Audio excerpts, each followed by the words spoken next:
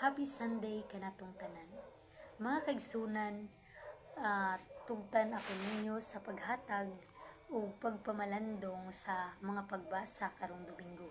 Sugdan ko kini sa pangutana, sa usa ka pangutana.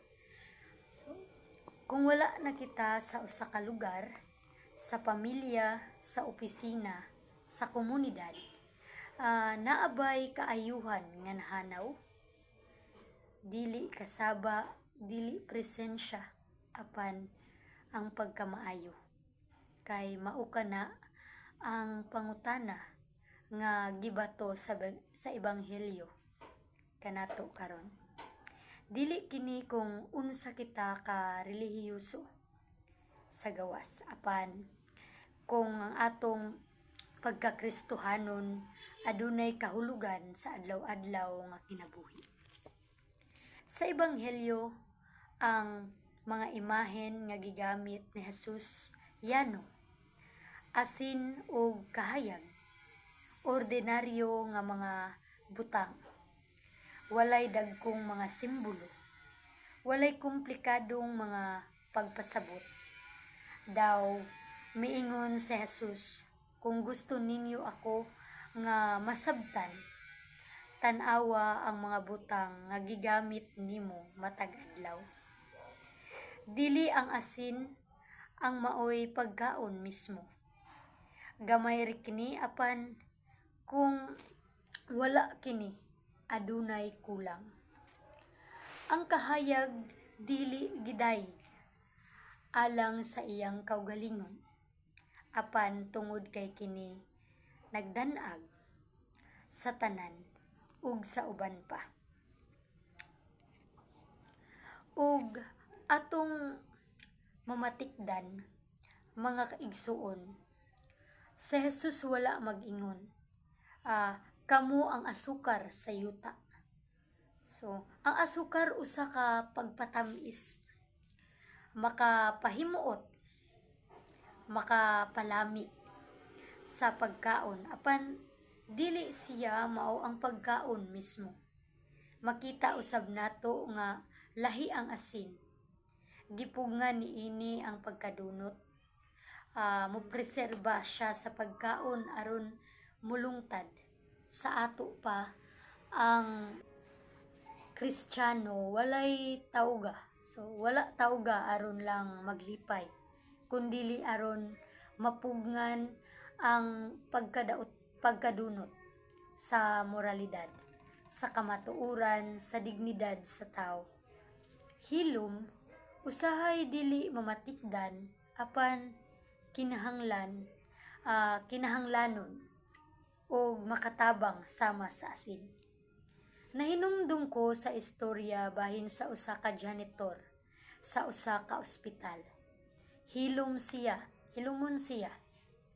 Kanunay na ay silhig, kanunay na ay trapo. Usa ka adlaw na ay pasyente nga naghilak sa hallway kay walay mibisita kaniya. Mianha ang janitor aron maminaw.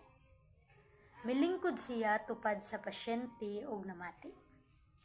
Human makapagawas sa iyang kasakit ang usa ka pasyente, miingon ang janitor, wala ko kabalo unsay imong nahiaguman, pero wala ka mag-inusara tungod kay anaa ang Ginoo. Walay medalya, walay pagdaig, apan niadtong higayuna dihay kahayag sa kangitngit. Ang janitor nahimong kahayag, dili tungod kay nagsulti siya mahitungod sa Dios, kundili tungod kay nahimo siyang instrumento sa presensya sa Dios.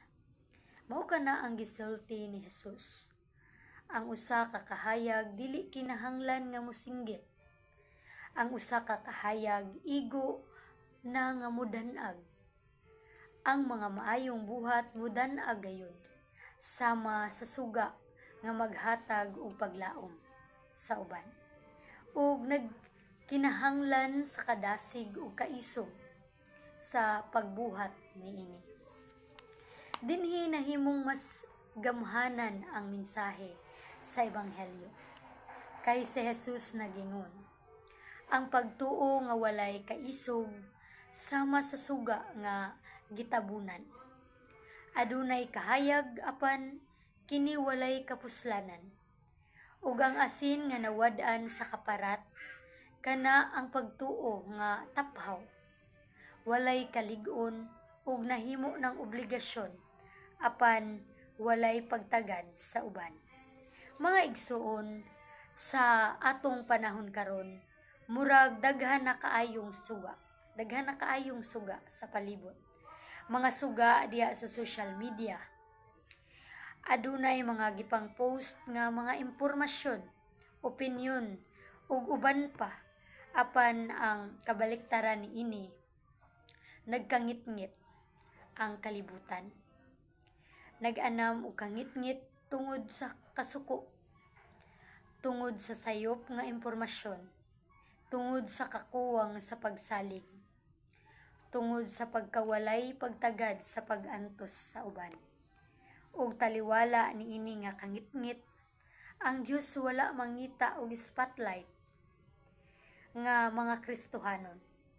Ang iyang gipangita mao ang matinud-anon nga mga Kristiyano kadtong makamaong mubarog alang sa kun unsa ang matarong bisan walay pagdaig, ganti, ubalos nga madawat. Kung kita maayo, matinud-anon, maluluy-on, ang Dios ang nakakita, dili kita. Ug dinhi mga kaigsuunan, gitawag kita sa seryoso nga pagsusi sa tanlag.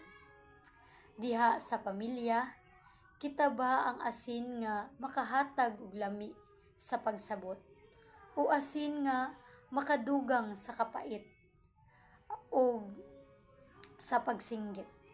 Kapait sa pagsinggit. Sa trabahoan, kita ba usa ka kahayag nga nagiya o usa ka kahayag nga gigamit lamang kung kini mapuslanon? Sa simbahan, kita ba ang asin nga makapalagsik sa pagtuo o asin nga nahimong bato sa dalan sa uban? Dili sayon nga mamahimong asin ug kahayag. Adunay sakripisyo, apan mao kana ang lohika sa ebanghelyo.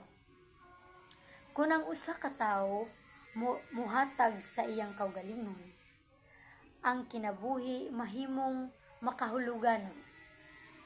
Wala kita gitawag sa pagtuo, kundili sa paghatag. Dili pagreklamo sa kangit-ngit apan sa pagdanag sa usa ka gamay nga kahayag. Mga kaigsuunan, tingali dili nato mausab ang tibuok kalibutan. Apan tingali usa ka kinabuhi ang makabuot. Ang usa ka samad maayo. Ang usa ka kasing-kasing adunay paglaom ug igo na kana sa mga mata sa Dios. Sa katapusan, atong paminawon pag-usab ang gisulti ni Jesus. Dili isip pagdaig, kundili isip responsibilidad. Kamo mao ang asin sa yuta. Kamo ang kahayag sa kalibutan.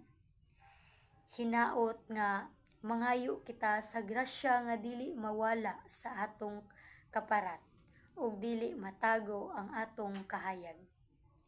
Ug sa atong hilom apan matinud-anon nga pagkinabuhi. Hinaot nga ang kalibutan makakita sa buhi nga Dios. Salamat ug happy Sunday kanatong tanan. God bless.